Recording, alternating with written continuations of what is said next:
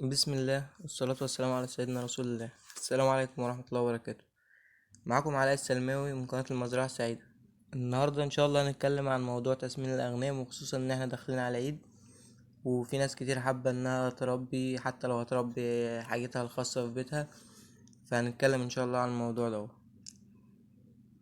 تسمين الأغنام، أول حاجة بنشتغل عليها وأول حاجة بندور على السن يكون مناسب. سن حوالي مثلا من 4 ل5 شهور.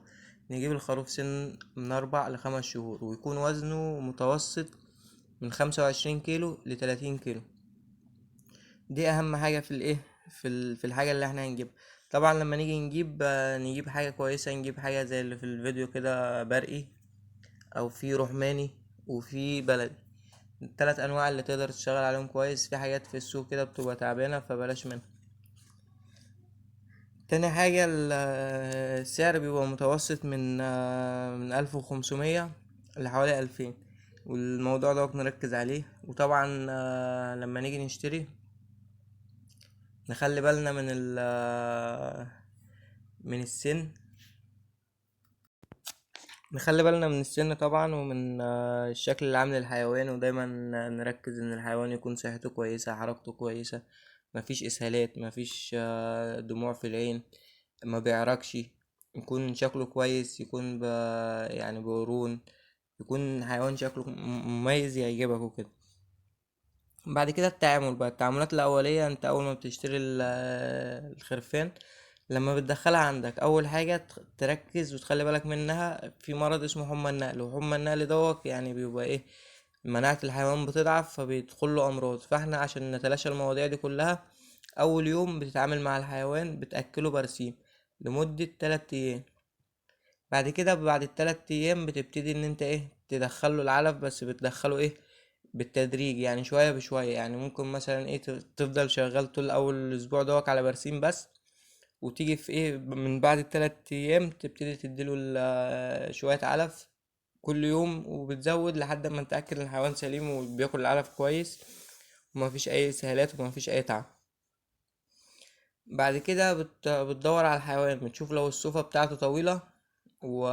وعرق فيها وكده، فبتقصه عشان يزود معاك ووزنه يزيد. والقص أفضل شهر تقص فيه الحيوانات بيبقى في شهر 4. يعني من أول 4 لحد نص 4 كده ايه، بتقص الايه الخرفانة اللي عندك. بعد كده العليقة يعني كل واحد وبدماغه. انا بفضل ان انت دم هتخش في موضوع تسمين، يبقى بعد الاسبوع الاول من ان انت تديله برسيم، بتلغي بقى موضوع البرسيم وبتديله كله ناشف. بتديله وجبة مثلا زي قرش فول سوداني، دريس، الحاجات دي. والعلفة لو مش هتعرف تجيب قرش فول سوداني، ممكن تعمل العلفة وتقسمها على وجبتين، وجبة الصبح ووجبة بالليل. والعلفة يعني المفضلة اللي أنا بحب أشتغل عليها، اللي هي 50% ذرة، اللي هو تشيشة. عندنا في مصر بنقول عليها تشيشة، اللي هي الذرة الكسر. و20% تبن أو تبن فول أو دريس اللي موجود عندك. في المية ردة.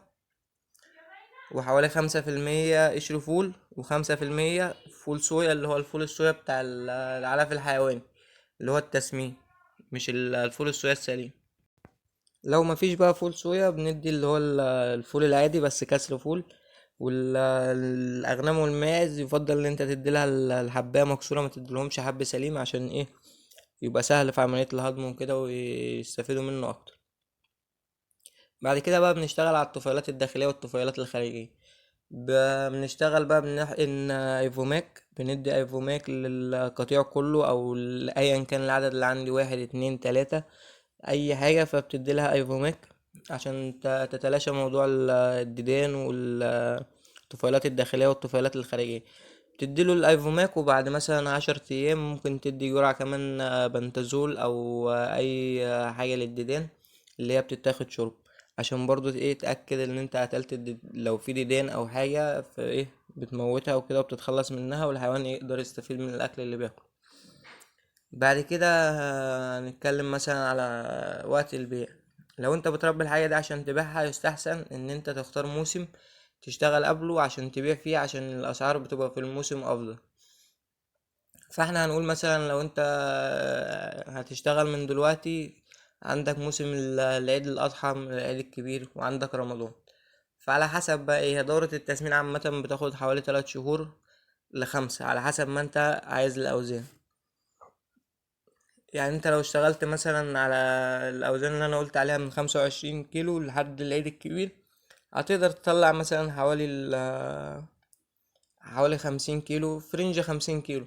فانت لو جايب مثلا الحيوان بحوالي 1500، 1800، هتيجي هتبيع على العيد، هتبيع مثلا الكيلو بحوالي 65 مثلا. فهتلاقي الخروف عندك معدي 3000، هتلاقي 3400، 3000 وكسر عامة. فهيبقى في عائد مادي كويس. ولو عايز تعمل دراسة جدوى، احسب أكل الخروف مثلا الكيلو بحوالي 5 جنيه في اليوم، واحسب على كده.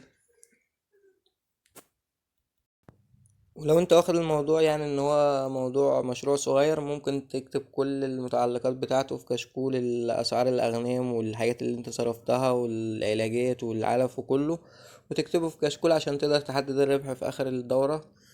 وشكر خاص لكل الناس اللي بتتابعنا، والناس اللي بتتابعنا من بره، والناس اللي بتدعمنا ومشرفانا على القناة. وما تنسوش اللايك والاشتراك والتعليق. والسلام عليكم ورحمة الله وبركاته.